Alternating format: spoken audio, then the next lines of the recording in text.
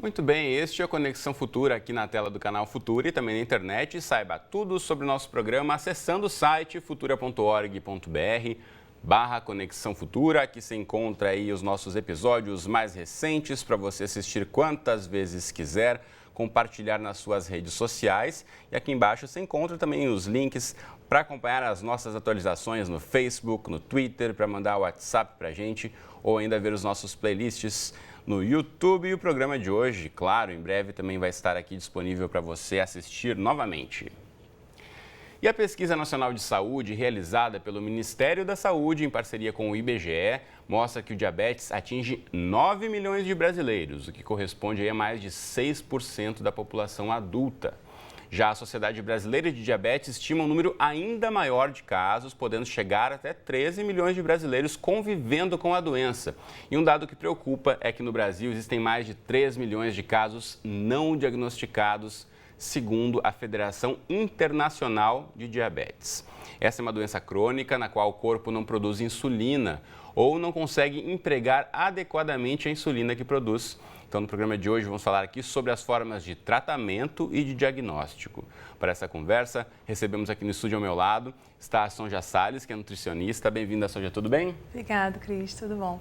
E ainda conosco aqui no estúdio está a Mariana Farage, que é endocrinologista. Bem-vinda, Mariana, tudo bem? Obrigada, tudo bem? Obrigado a você pela presença. E você em casa, como sempre, também é nosso convidado aí para saber tudo sobre diabetes e principalmente como se prevenir, porque sim, dependendo do tipo de diabetes, tem prevenção. Para a gente começar já explicando do começo, Mariana, o que provoca o diabetes? A gente sabe que tem vários tipos, né? Tem diabetes tipo 1, tem diabetes tipo 2, diabetes da gestante, na criança. Mas o que provoca o diabetes? Então, Cris, o principal tipo de diabetes, os principais tipos é o diabetes tipo 1, que é o diabetes que começa na criança e no adolescente em geral.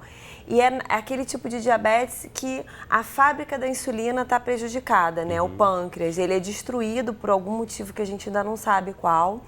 E a pessoa deixa de produzir esse hormônio. No diabetes tipo 2, a pessoa tem até muita insulina, mas a insulina ela não consegue atuar de forma correta. Isso por causa dos hábitos de vida, por causa do acúmulo de gordura, principalmente na barriga. E o indivíduo também fica com a glicose alta, assim como no diabetes tipo 1. E essa glicose alta vai causar todos os malefícios e as complicações do diabetes. Então, o diabetes tipo 2, principalmente, tem a ver com a dieta. Então, o que a gente consome ao longo da vida vai, querendo ou não, interferir em a pessoa desenvolver diabetes ou não, né, Sonja? Sim, principalmente a pessoa tem que ter atenção ao peso, né? Isso está muito ligado, às vezes excesso de peso. O Brasil agora está cada vez mais obeso, né? E aí os dados do IBGE já está, a maior parte da população, mais da metade da população já está acima do peso, que é um dado alarmante. Né? Exatamente, isso contribui bastante para esse aumento da glicemia, né? Até estados pré-diabetes, né? Ou até mesmo se a pessoa não tomar, não mudar o estilo de vida, ela pode realmente ficar diabética.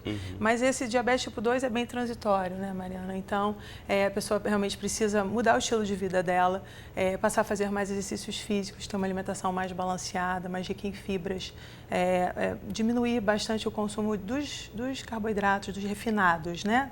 Manter os carboidratos, mas os carboidratos que a gente chama complexos, ricos em fibras. Então, explicando, né? Para quem não entende o que é um carboidrato refinado e um complexo. O refinado é aquele, normalmente, da farinha de trigo branca, o biscoito industrializado, o açúcar, aquela massa, aquele macarrão lá que é muito rápido de fazer também. O que mais a gente pode dar de exemplos aí?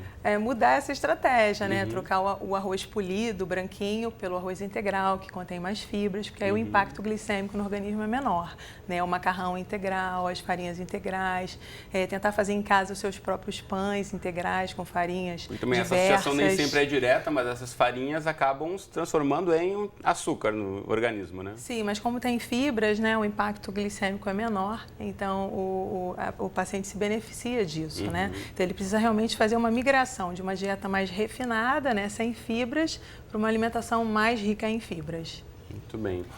Diga lá, Mariana. É importante lembrar que também tudo em excesso é ruim, né? Então, mesmo uma dieta com carboidratos mais complexos, A gente tem que ver a quantidade, né, e a distribuição desses carboidratos ao longo do dia. Então também não é só comer arroz integral o dia todo, todos os dias, Claro, tem que balancear com outros componentes dessa dieta. A quantidade e a qualidade. A dieta ela é muito individualizada, né? A gente tem que ver caso a caso, ver como é que é o estilo de vida dessa pessoa, se ela se exercita ou não se exercita. E aí, em função disso, montar um cardápio individualizado, né? Com base nisso que a Mariana acabou de falar, das quantidades, né? Tudo bem distribuído. Né? Agora a gente tem percebido aí aquelas dietas da moda que sempre vêm e vão, a gente tem ouvido falar muito aí na tal da dieta sem glúten ou sem lactose. Isso tem alguma diferença, reduzir glúten e lactose em relação à diabetes? Na verdade, a dieta sem glúten, ela é muito bem empregada para quem tem intolerância ao glúten e isso deve ser pesquisado, né? E tem algumas pistas, né, no diagnóstico. Que, na verdade, é uma parcela bem pequena da população. Bem né? pequena da população tem intolerância ou tem, na verdade, alergia ao glúten. E a sem lactose, da mesma forma, ela tem benefício em quem tem intolerância à lactose comprovada, né? Agora, a dieta, ela pode conter glúten e lactose no paciente diabético e no paciente que não tem, né, essas intolerâncias documentadas. Outras questões importantíssimas em relação à diabetes, sempre se fala, é a questão hereditária, né? Principalmente diabetes tipo 1, tô certo? Isso. Que se o pai ou a mãe, se o vô ou a avó, se alguém na família teve, é importante ficar alerta. Então, que dica a gente pode dar aí para quem já tem histórico de diabéticos na família para que fique mais atento? Cris, é importante ressaltar que o fator genético é muito importante nos dois tipos de diabetes. Tanto no 1 como no 2. Tanto no tipo 1 como no tipo 2, como no diabetes gestacional, que a gente depois pode falar um pouquinho também. A principal fator é o fator genético, mas esse fator ele interage com outros. No diabetes tipo 2, é muito importante também o peso, o grau de atividade física, se a pessoa fuma, por exemplo, se ela tem hábitos ruins de vida, é sedentário, né? A interação entre o fator genético e o fator ambiental. E o diabetes tipo 2 é o principal, assim, é o principal tipo de doença. Quase 90% das pessoas com diabetes têm o tipo 2. É uma doença que, em geral, ela é assintomática, ela vem se desenvolvendo ao longo dos anos. Então, é importante a gente ressaltar que a pessoa tem que estar atento para o risco de ter essa doença.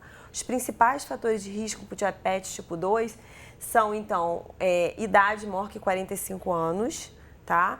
E quem já tem uma história genética também, se a pessoa já teve um diabetes gestacional, se a pessoa tem os fatores de risco que a gente já falou, sedentarismo, alimentação ruim, obesidade, se tem doença coronariana, se é hipertenso. Esses são fatores que já norteiam para a gente fazer pelo menos um rastreamento anual. Agora é importante falar também um dado que muita gente não sabe, Mariana nos lembrou aqui logo antes de começarmos o programa, que diabetes tipo 2 pode ter uma reversão, né? Não é uma questão que você está com diabetes tipo 2, foi diagnosticado e vai acompanhar a doença para o resto da vida. Então, de que forma isso pode ser revertido?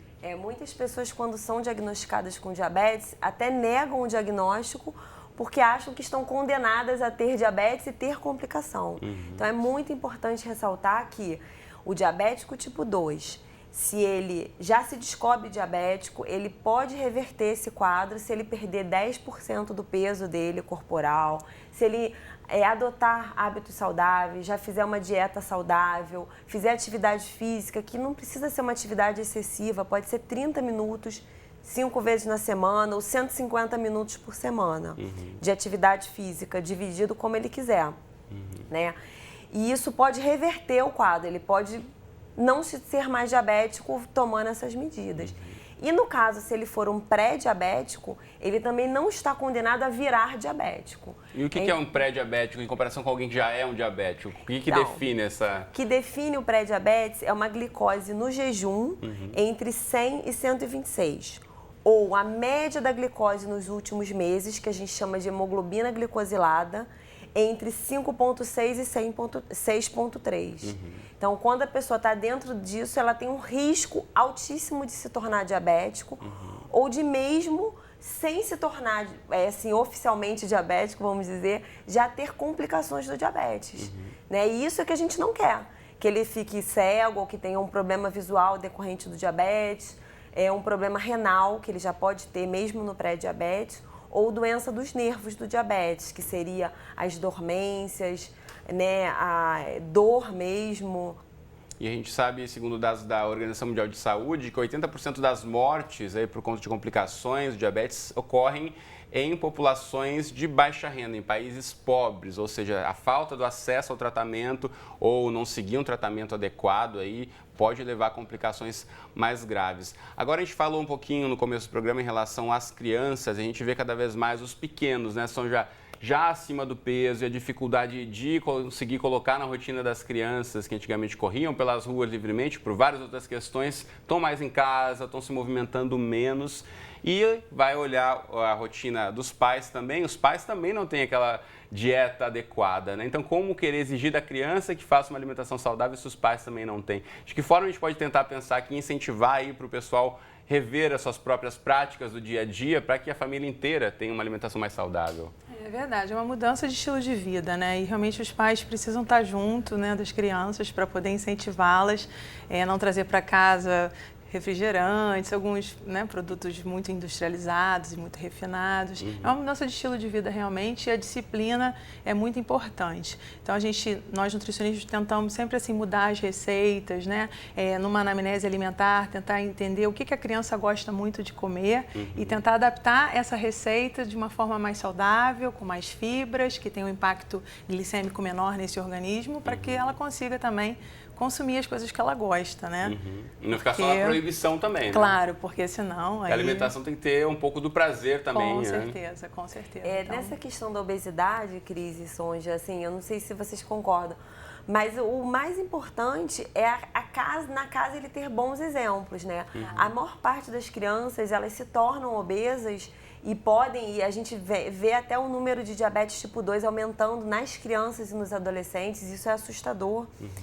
É porque os pais têm hábitos ruins, né? Então, assim, um exemplo muito alarmante, assim, para mim, foi numa consulta, uma menina, assim, toda triste, toda emburrada, falando que não tinha emagrecido, e aí ela foi falar, mas a minha mãe come batata frita na minha frente. Quer dizer, a mãe fazia uma comida para ela de dieta, para a criança, mas tinha hábitos ruins na frente da criança. Então, assim, eu acho que os pais têm que desenvolver hábitos saudáveis e os filhos têm que ver neles exemplo. Então, assim, a minha alimentação é a alimentação que a minha filha de 2 anos pode consumir, porque é uma alimentação que não tem açúcar refinado, que tem carboidratos complexos, que tem legumes, verduras. Então, tudo que tem no meu prato, a criança pode consumir e deve consumir, né? Agora, tem uma questão que a gente mencionou rapidamente, a questão do prazer do comer. Quando se pensa no diagnóstico de diabetes, e acho que todo mundo conhece alguém que é diabético, e enfim, tem até amigos que têm que fazer a aplicação da insulina, e sempre vem aquela ideia de que é uma vida de restrições, ou tem que parar de fazer tudo o que se gosta. Também não é assim, né? Você pode adaptar, você pode fazer o cálculo de quanto consumir. Eu acho bom também te dar um pouquinho dessa esperança aí, ou pelo menos assim, vá buscar um diagnóstico e siga o tratamento, que não é simplesmente cortar tudo que você gosta, né? Claro que não. A gente tem estratégias, né, culinárias para estar transformando as receitas mais tradicionais. Eu estava conversando aqui com a Mariana que eu elaborei uma receita de um pudim de leite, né, que simula o pudim de leite condensado, uma calda de açúcar do coco, que tem um índice glicêmico menor. Então, claro, não vai poder consumir com muita quantidade, mas um pouquinho no final de semana, só para matar aquele desejo. Então, a gente tem essas estratégias, né, de mudanças de receita, adaptações, para que as pessoas tenham inclusão, né, possam realmente consumir o que gostam, mas de uma outra forma. E acaba que é uma mudança de estilo de vida. Quando você se vê, você já está adaptado àquilo e está até gostando mais. Eu sempre digo para os meus pacientes, no início, quando eles falam, olha, vamos trocar o arroz branco pelo arroz integral. Aí todo mundo fala que não gosta, aí eu ensino maneiras de fazer, de preparar gostosa, aí a pessoa passa a gostar. E depois que ela gosta, ela não consegue mais consumir o anterior. Né, o refinado. Então é muito interessante. É mudança do hábito mesmo, é né? hábito, exatamente, mudança de hábito. Que tem que ser mesmo aos pouquinhos, né, no tempo de cada um tem o seu tempo, mas precisa ter disciplina, realmente. Eu acho que é essencial a pessoa ter prazer, né? Ninguém vive sem prazer. Então, assim, a alimentação é uma fonte de prazer. Então, a gente tem que tentar, como a Sonja falou, adaptar as receitas e fazer com que os hábitos, com que as mudanças, elas se tornem hábitos e fiquem quase que automáticas, né? Mas eu acho muito importante variar o cardápio, ter temperos, ter formas de apresentação bonitas, né? E o diabético tipo 1, ele deve calcular, né, a quantidade de carboidratos que ele está ingerindo e adequar a aplicação da insulina. O tipo 2 é importante pensar que ele pode até consumir açúcar, né, de forma moderada, mas que para ele o primordial é perder peso. E ter uma dieta saudável, fazer bastante atividade física, né? Legal. A gente tem várias perguntas chegando aqui pra gente. Tem uma do Felipe, lá do Ceará. Valeu, Felipe, pela mensagem. E ele pergunta se tem uma relação direta de pessoas com diagnóstico de diabetes ficarem muito magras. No diabetes tipo 1, a manifestação pode ser emagrecimento, né? A pessoa tem muita sede, muita fome, tem uma diurese aumentada e perde peso. Então, quando ela começa o tratamento, se ela estiver bem tratada, ela vai tomar insulina, vai se alimentar de forma adequada e aí ela vai ganhar massa muscular, né? A gente tem, inclusive, atletas que têm diabetes tipo 1 e a gente nem percebe, mas que tem um bom peso, boa massa muscular. Ou seja, que tem uma vida saudável convivendo com diabetes tranquilamente, né? Apesar aí dos ajustes ou encarando isso de forma séria, um tratamento sério, pode virar um atleta de ponta, por que não? Foi ótima essa pergunta, porque o enfoque da campanha do diabetes mundial esse ano é sobre diabetes e vida saudável, mostrando que o diabético ele pode ter uma qualidade de vida, na verdade. Diabetes e qualidade de vida. Então, é importantíssimo, né, você associar que a pessoa ela tem uma condição que não é uma doença. Se ela se tratar, ela pode ter qualidade de vida e não ter complicações. Legal. Né? Olha só, o Daniel Rosa, de Goiânia. Valeu, Daniel, pela mensagem. E ele tem dúvidas em relação à alimentação ainda. Já falamos um pouquinho aqui, mas ele quer saber se tem uma alimentação, um tipo de dieta para prevenir diabetes. E aí? Bom, prevenção... Ter hábitos saudáveis a gente já está prevenindo, né? Consumir aí 5 porções de vegetais ou frutas diariamente, alimentos integrais, buscar receitas saudáveis, né? Para quebrar aquela monotonia ali alimentar, enfim, e comer com parcimônia doces, né? Frituras, assim, até trocar, né? Tudo que é frito pode ser feito no forno. A própria batata frita, assada no forno, fica, ao invés de ser frita assada, fica deliciosa. Basta cortar ela ali em lâminas, colocar no forno ali com papelzinho laminado, um azeitezinho, 40 minutos no forno, crocante, deliciosa. Deu água na boca aqui, hein? Então, é mudança de hábito mesmo. Bacana. Olha só, a pergunta da Janice é muito importante também a gente mencionar aqui. Obrigado, Janice, pela mensagem. Ela pergunta qual o risco de alguém que já tenha resistência à insulina de desenvolver uma futura diabetes. Essa pergunta da Janice é muito importante, porque no rastreamento, pessoas que têm resistência à insulina, né, que têm uma insulina alta, que é como a gente pesquisa a resistência à insulina, essas pessoas elas já estão em risco de diabetes tipo 2. Então, para elas, a melhor forma de prevenir a evolução para o diabetes é perdendo peso, fazendo atividade física. Em alguns casos, a gente até recomenda o uso de um remédio, que é a metformina, né? E essa é a melhor forma de prevenir a progressão para o diabetes. Muitas dessas pessoas também desenvolvem um quadro chamado ovários policísticos e até podem ter infertilidade, tanto a mulher quanto o homem. Tem um equivalente ao ovário policístico para os homens, né? Então, mais uma vez, mostrando que combater a resistência à insulina, atividade física, perdendo peso, 10% do peso corporal já é capaz de reverter isso. Vai prevenir a progressão para o diabetes. Falando então em saúde reprodutiva, a gente não falou aqui muito sobre o diabetes da gestante. Então, o que pode ser um fator de risco para uma mulher que eventualmente não tinha diabetes desenvolver durante a gravidez? Pois é, Cris, a gente tem visto um aumento expressivo de diagnósticos de diabetes nas gestantes, né? E isso acontece porque as mulheres elas estão engravidando com uma idade mais avançada e por causa do aumento da obesidade e o ganho de peso aumentado também durante a gestação. Então é importante fazer um rastreio dessas mulheres logo com uma glicose no jejum assim que diagnostica que está gestante. E com 24 a 28 semanas, a gente faz um teste de tolerância oral à glicose. Quem tem risco de diabetes gestacional? Mulheres que já engravidaram com sobrepeso, qualquer mulher com mais que 25 anos, e a gente vê que é a faixa etária que as pessoas estão engravidando. Tem preferido engravidar, né, as mulheres hoje em dia? Quem está tendo...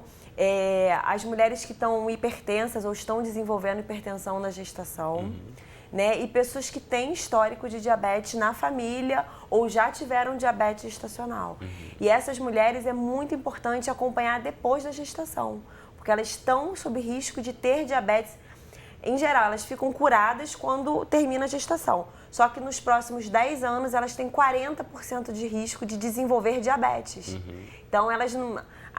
agora acabou minha gestação, não tem mais diabetes. Não, você ainda tem o risco de desenvolver um diabetes. E aí tem que fazer o quê? Manter os hábitos saudáveis, cuidar da dieta e continuar com esse acompanhamento. Durante a gestação, ter um hábito de vida saudável, praticar atividade física de acordo com a história obstétrica, fazer uma dieta pobre em carboidrato, mais rica em proteína, né, e com bastante legumes, verduras. E pós-parto, continuar monitorizando anualmente e manter hábitos saudáveis. Isso é importante porque a gestante com diabetes, ela pode ter uma série de complicações, tanto durante a gestação quanto para o feto. Né? Para esse caso, como a Mariana está apontando, mais proteínas, são já que dicas a gente pode dar, então? É mais a carne, leite? Pode ser proteínas vegetais também, né? Através das leguminosas, feijões, a lentilha, a ervilha, o grão de bico, né? Saladinhas com esses grãos ficam deliciosas, né? E, então, é uma estratégia também de aumentar a proteína. Né? E mais carne branca, né? Até o lombinho de porco, que todo mundo pensa que é muito gordo, mas ele é bem magrinho, né? O lombinho só. Comparado ao peito do frango, então é uma boa também opção. Tem também os cogumelos, né? Também é interessante, são gostosos, podem ser feitos refogadinhos ali no azeite, também é uma fonte proteica muito boa. Os ovos. Legal, e aí variando a dieta também para deixar variedade, a vida claro, com saudável certeza. E saborosa. E com certeza aí tendo uma boa alimentação você vai longe. A gente tem várias outras perguntas aqui que eu não vou ter tempo de colocar todas, mas eu vou para a internet agora para você de casa poder buscar outras informações aqui de fontes muito boas, que primeiramente diabetes.org.br é o site da Sociedade Brasileira de Diabetes. Eles fazem acompanhamentos aí em relação aos dados de diabetes no Brasil e também sobre tratamentos aqui. Então tudo sobre diabetes é uma aba que já tem aqui em cima que você pode clicar e descobrir aí também, se você é profissional da área, vai aí e acesse o site a partir dessa outra aba aqui ao lado. Outro site que eu indico para você é o endocrino.org.br, da Sociedade Brasileira de Endocrinologia e Metabologia. Também tem muitas informações aqui para os profissionais da área e também para a população aí em dúvida. Aqui, inclusive, o Congresso de Diabetes que aconteceu no começo do mês de novembro, lá em Porto Alegre. Aqui tem informações, então, sobre as pesquisas novas da área também, para você ficar atualizado. Outro site que eu mostro para você, a ABESU, Associação Brasileira para o Estudo da Obesidade e Síndrome Metabólica, que é um assunto que a gente até já falou aqui também, já fizemos uma pauta que é um problema que tem aparecido muito. E aqui, ó, destaque para a infância saudável. A gente falou um pouquinho sobre o aumento de diabetes nas crianças, então acesse aí para ter mais informações. E por último, o blog da nossa querida Mariana, que está aqui no estúdio com a gente, endocrinologiaevida.blogspot.com.br. Tá certo? Dadas as dicas aí, já preciso me despedir das duas aqui. Foi uma grande aula e um prazer conversar com vocês. Muito obrigado. Prazer. Prazer foi meu. Também. Você de casa, obrigado pela companhia de sempre. Te espero aqui então, de segunda a sexta, na tela do Futura, com conexão. Ou ainda qualquer hora do dia e da noite, temos aquele encontro marcado lá no nosso site para você ver e rever todos os nossos episódios. Um abraço e até a próxima.